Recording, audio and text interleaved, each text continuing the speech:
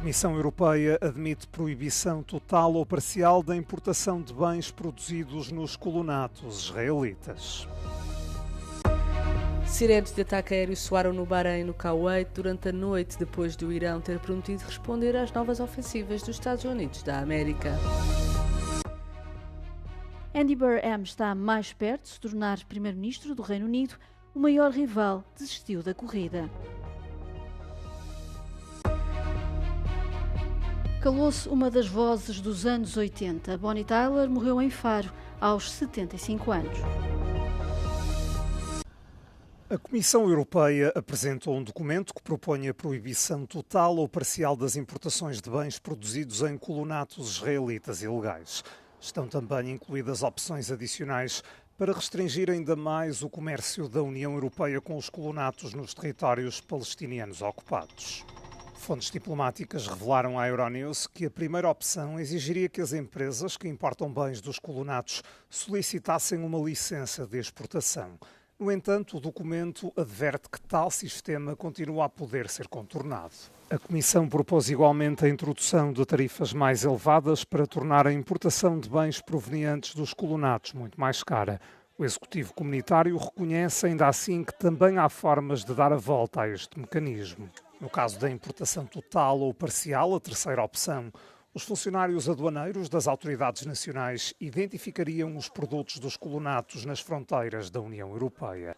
Espera-se que os embaixadores do Bloco apresentem as primeiras observações numa reunião à porta fechada em Bruxelas, sexta-feira, antes de os chefes da diplomacia dos 27 se reunirem para novas discussões na segunda. O documento limita-se a delinear opções, não propostas concretas, e não está prevista qualquer decisão formal sobre esta matéria na semana que vem. O próximo Conselho de Negócios Estrangeiros está previsto apenas para outubro, o que para alguns Estados-membros irá atrasar ainda mais as medidas.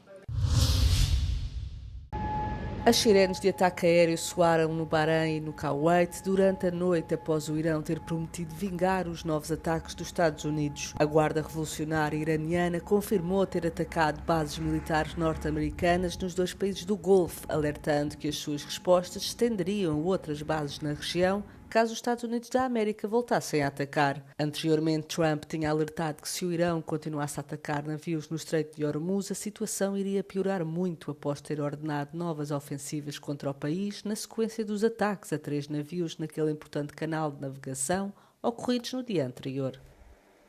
A comunicação social estatal iraniana noticiou explosões em vários locais ao longo da costa do sul do Irão após o Comando Central dos Estados Unidos da América ter anunciado uma nova vaga de ataques. Trump declarou que o cessar-fogo com o Irão tinha terminado, levando os mediadores Paquistão, Catar e Nações Unidas a apelarem à desescalada.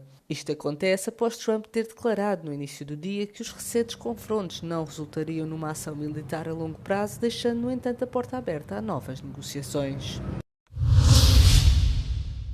O presidente dos Estados Unidos, Donald Trump, voltou a criticar Espanha, a quem se referiu como uma causa perdida, e ameaçou cortar todo o comércio com o país. Estas declarações foram proferidas durante uma conferência de imprensa conjunta com o secretário-geral da NATO, Mark Rutte. O líder norte-americano criticou o governo de Pedro Sánchez pela recusa deste em aumentar as despesas com a defesa para 5% do PIB.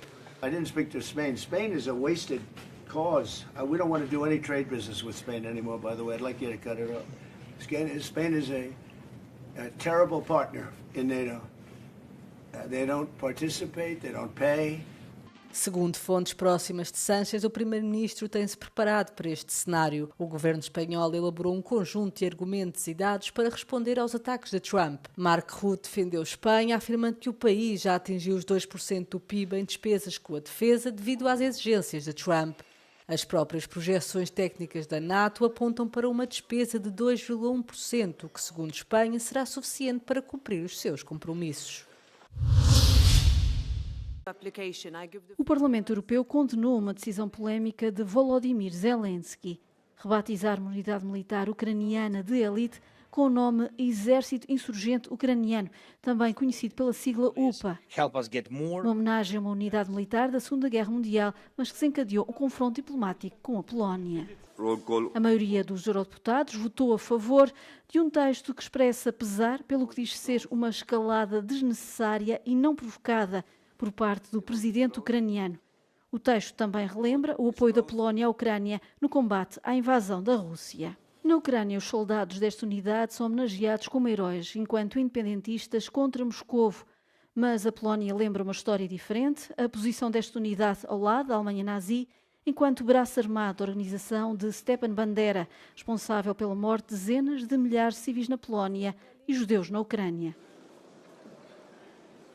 Quanto ao Parlamento Europeu, diz que a decisão de reavivar este nome mostra desrespeito pelas sensibilidades e pela dor da Polónia, associadas às dezenas de milhares de vítimas. Os eurodeputados apelam também ao desanuviamento desta crise diplomática entre Kiev e Varsóvia. Esta condenação foi acrescentada a um texto sobre o processo de adesão da Ucrânia à União Europeia.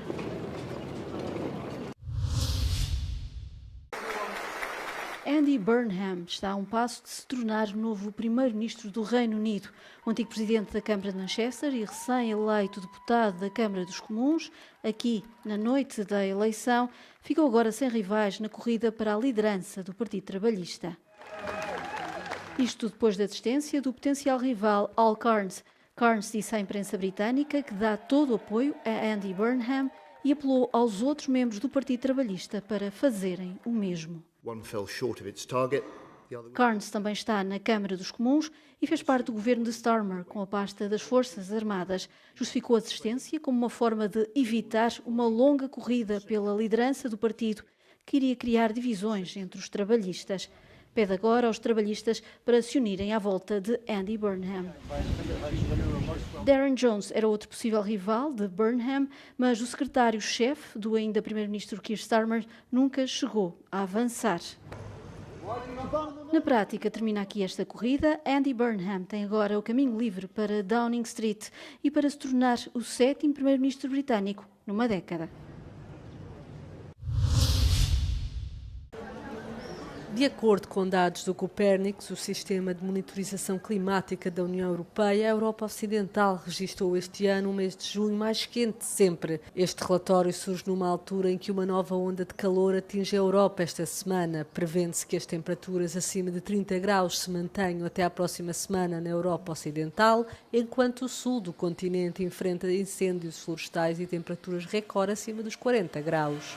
A temperatura média na Europa Ocidental atingiu os 20,74 graus em junho, mais 3 graus acima da média das últimas 3 décadas, indicou o Copernicus.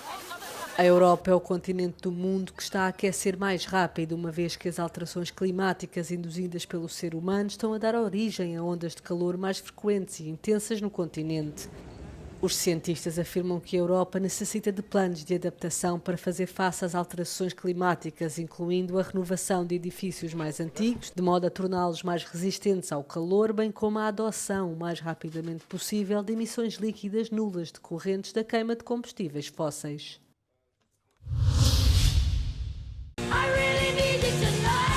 Morreu Bonnie Tyler, estrela da música pop-rock dos anos 80, voz de Total Eclipse of the Heart.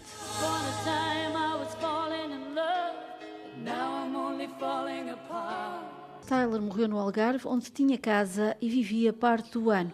Em março, deu entrada no Hospital de Faro, com dores, e foi submetida a uma cirurgia nos intestinos.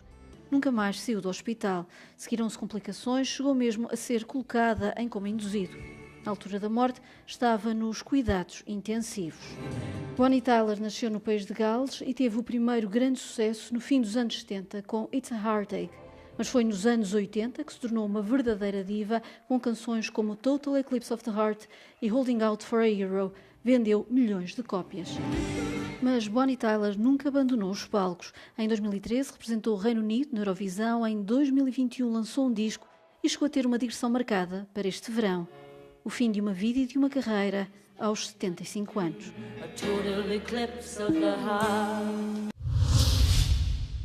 Julie já caminha numa liberdade controlada e até tomou o seu primeiro banho de lama. Esta elefanta é a primeira habitante do santuário para elefantes Pangea, localizado entre Vila Viçosa e o Alandroal, no distrito de Évora. É também o último elefante de circo em Portugal.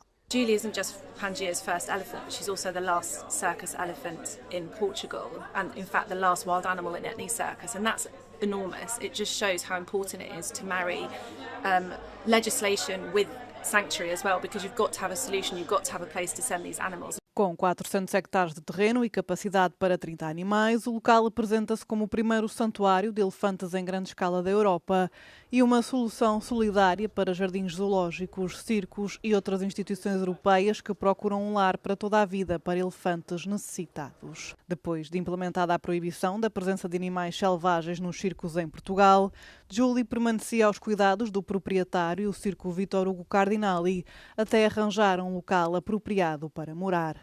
A chegada desta fêmea acontece depois de um acordo voluntário entre o circo e a organização.